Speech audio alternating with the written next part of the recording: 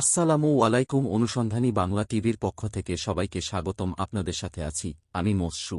বোচাগঞ্জ থানার পুলিশের গাফিলতিতে ক্ষুব্ধ প্রবীণ সাংবাদিক। অভিযোগের ১৬ দিনেও আসামিদের গ্রেপ্তারে অগ্রগতি নেই।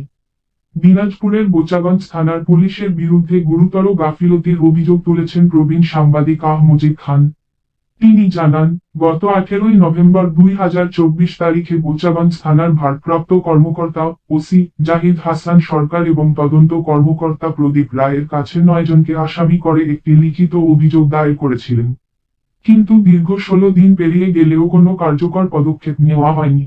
প্রবীণ সাংবাদিক মজিদ খান জানান, অভিযুক্তদের বিরুদ্ধে যথেষ্ট প্রমাণাদি জমা দেওয়ার পরও পুলিশ কোনো উদ্যোগ নেয়নি। ওসি এবং তদন্ত কর্মকর্তার সঙ্গে একাধিকবার যোগাযোগ করেও শুধুমাত্র আশ্বাস পেয়েছেন। প্রতিবারই তাকে বলা হয়েছে, তদন্ত চলছে, দ্রুত ব্যবস্থা নেওয়া হবে, কিন্তু বাস্তবে কোনো অগ্রগতি দেখা যাচ্ছে না। ৩০ নভেম্বর ২০২৪ তারিখে তিনি আবারও বোচাগঞ্জ থানায় যোগাযোগের চেষ্টা করেন। কিন্তু ওই সময় ওসি ও তদন্ত কর্মকর্তা কারো সঙ্গেই দেখা করতে পারেননি। এমনকি তাদের মুঠোফোনে কল করলেও তারা কল রিসিভ করেননি। এতে করে ক্ষোভ প্রকাশ করে তিনি বলেন, যদি পুলিশের এমন উদাসীনতা থাকে, তবে সাধারণ মানুষের ন্যায় বিচার কিভাবে নিশ্চিত হবে। অভিযোগকারী মজিদ খান আরও জানান, গত ১৬ দিনে ৯টি অভিযোগ, ৫টি মামলা এবং ২টি সাধারণ ডায়েরি জিডি করেও কোনো সাড়া মেলেনি। তিনি হতাশা ও দিশেহারা হয়ে পড়েছেন।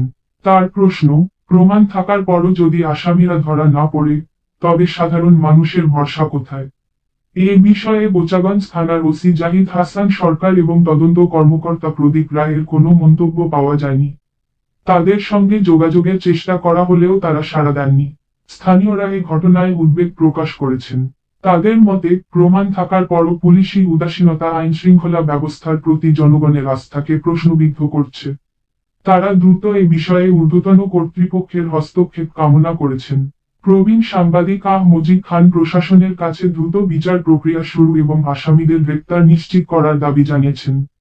তিনি বলেন, আমি শুধু ন্যায় বিচার চাই। এটা শুধু আমার জন্য নয়, সাধারণ মানুষের জন্য একটি উদাহরণ হওয়া উচিত।